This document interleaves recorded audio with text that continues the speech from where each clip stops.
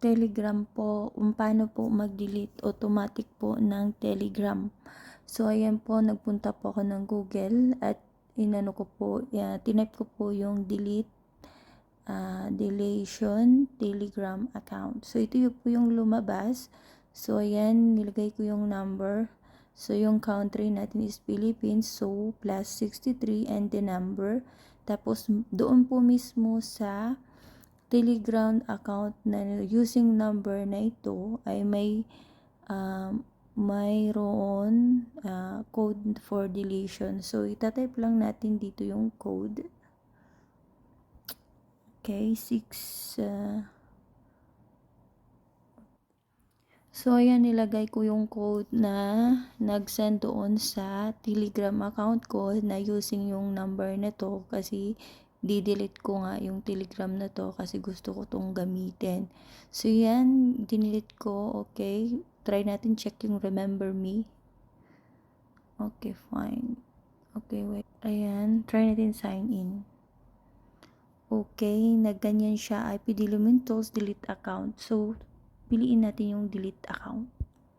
Okay, delete account.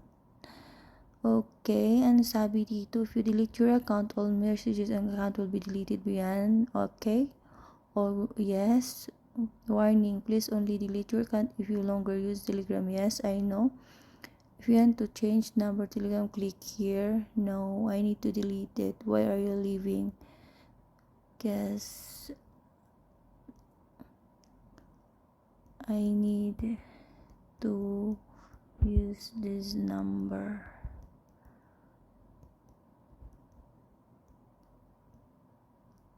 Okay, so ayan, click natin yung delete. Okay, delete account. So, warning, please only delete. If you longer yes, I know. So, choose natin yung delete account. So, automatic po siya. Ayan.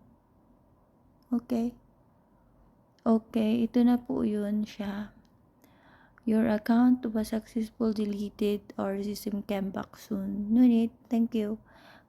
Ganyan lang po yun. Yung paano mag-delete ng Telegram account. So, hindi na tayo pupunta doon sa settings para mag-wait pa ng 1 month para ma-deactivate.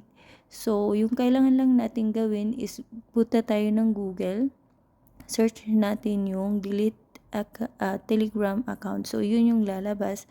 Itatype lang yung number plus 63 and the number at yung code na at ang code na darating sa Telegram nyo.